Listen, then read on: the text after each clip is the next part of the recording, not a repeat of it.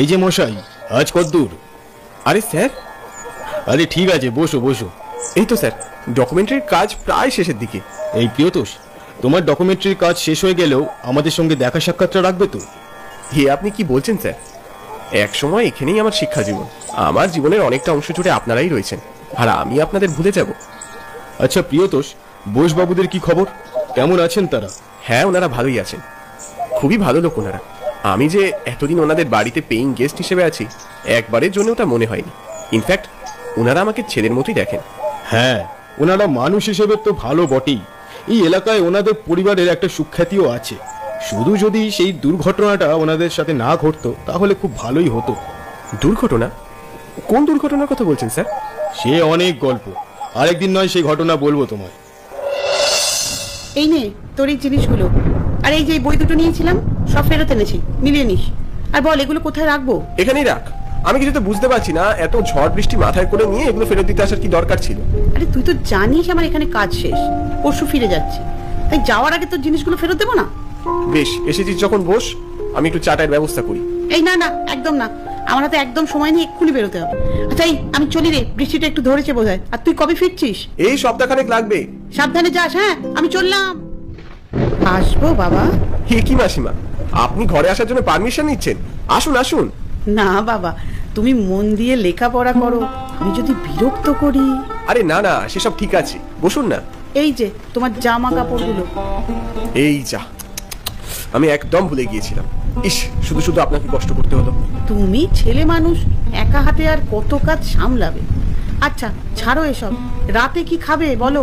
মাসিমা, আপনি আমাকে এতদিনে এই চিনলেন? আপনি যা রেঁধে দেবেন আমি তাই খাবো। তা প্রিয় কি মত দিল? কি করতে বলছে? আরে মেসোমশাই, আসুন আসুন।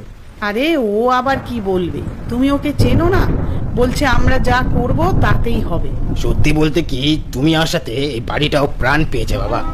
আমরা দুই বুড়ো বুড়ি একা একা যে কত কষ্টে দিন কাটাতাম, এত বড় বাড়ি যেন গিলে খেতে আসতো। আচ্ছা মেসোমশাই, একটা কথা জিজ্ঞেস করার ছিল। আজ সকালে বীরেন স্যার বলছিলেন আপনাদের পরিবারে নাকি কি একটা দুর্ঘটনা ঘটেছিল। দুর্ঘটনা? কই, আমরা তো জানি না।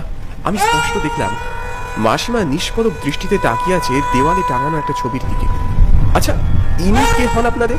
কেউ না, কেউ হয় না, ওটা এমনি টাঙানো আছে। এই দেখো, তোমার আবার কাজে দেরি করিয়ে দিলাম। যাই হোক নীরা, চলো, আর গল্প করেও দেরি করিয়ে দিও না। না না, ঠিক আছে, আমার কোনো অসুবিধা হচ্ছে না, আপনারা বসুন না। না বাবা, এখন উঠি। এই বেলা খাবার না বসালে আবার শুতে শুতে রাত হয়ে যাবে। হঠাৎ কিছু পড়ার শব্দে ঘুমটা ভেঙে গেল। খেয়ালই ছিল না কখন কাজ করতে করতে ঘুমিয়ে পড়েছি। ঘড়ির দিকে তাকিয়ে দেখি রাত 1টার ঘন্টা পড়ছে। সর্বনাশ, ওনারা নিশ্চয়ই খাবারের জন্য ডেকেছিলেন আমায়। ইস, কি বিচ্ছিরি ঘুম আমার। এত ঝড় বৃষ্টিতে কখন লোডশেডিংও হয়েছে খেয়াল নেই। মেঝের দিকে তাকিয়ে দেখি সেজুতির রাখা বইটা হাতের ধাক্কায় মাটিতে পড়ে গেছে। টেবিলে তুলে রাখতে গিয়েই গল্পের কয়েকটা লাইন চোখে পড়ল। তোমার কাছে কি করিয়া প্রমাণ করিব যে সেই দুটি শূন্য চক্ষুকোটরের মধ্যে বড় বড় টানা দুটি কালো চোখ ছিল। লাইনটা পড়ে হঠাৎ চমকে উঠলাম। গল্পটা আগে কখনো পড়া হয়নি, সবাই আমার উপর হাসত। রবি ঠাকুরের সব গল্প ঠোঁটের কাছে থাকলেও ওনার ওই ভৌতিক রসের গল্পের স্বাদ থেকে আজীবন দূরেই থেকেছি। আজ কেন জানি না মনে হলো গল্পটা আমায় টানছে। ঘুমটাও নষ্ট হয়ে গেছে অনেকক্ষণ, আর বাইরে যা পরিবেশ, মনে হলো গল্পটা একবার পড়েই দেখি। আমরা 3 বাল্যসঙ্গী যে ঘরে শয়ন করিতাম তাহার পাশের ঘরের দেয়ালে একটি আস্ত নরকঙ্কাল ঝোলানো থাকিত।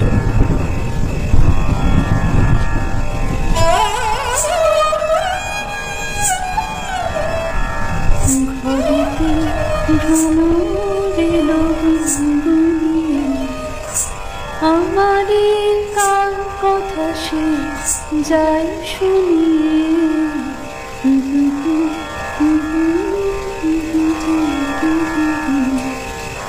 কে কে ওখানে?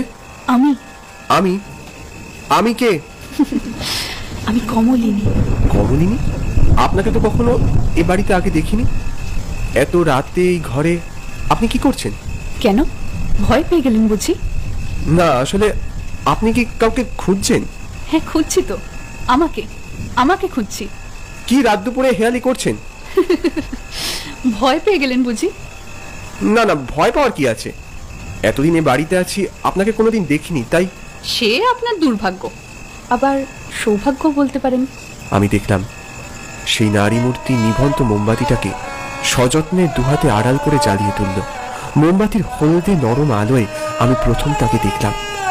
মেয়েটির পরনে সালোয়ার কামিজ, ওড়নায় ঢাকা মুখের কিছুটা অংশ মাত্র দেখা যায়। তাতেই তার রূপের লাবণ্যের ছটায় আমার চোখ চলছে গেল। কি দেখছেন অমন করে? কত কিছু ভাবছেন, তাই তো? এ বাবা, না না, তা কেন? হাতে ওটা কি? রবীন্দ্র রচনা বলি? বাহ! জানেন, এককালে আমিও বইয়ের পোকা ছিলাম, আপনার মতো। রবি ঠাকুরের বই ছিল আমার নেশা। কোন গল্পটা শেষ করলেন আজ? ও তেমন কিছু না, ছাড়ুন। আহ, বলুন না। ওই কঙ্কাল, পুরোটা পড়া হয়নি যদিও, তবু যেটুকু পড়েছি গল্পটা বেশ রহস্যময় লাগলো। এই কাহিনী রহস্যময় লাগলো আপনার? তবে আমার কাহিনী শুনলে কি করবেন? আপনার কাহিনী? আপনি গল্প লেখেন নাকি? না না, আমার জীবনের গল্পের কথা বলছি। জীবনের গল্প? ইন্টারেস্টিং। তাহলে শুনবেন নাকি? এত রাতে? তাতে কি, কিছু কিছু গল্প আছে যা রাতেই ভালো লাগে। মানে? আপনি না মশাই বড্ড ভীতু। আচ্ছা বেশ, রাত তো প্রায় শেষ হয়ে এলো, আপনার গল্প শুনেই না হয় বাকি রাতটা কাটিয়ে দিই। তখন অল্প বয়স, মনের ভিতর নতুন বসন্ত খেলা করছে।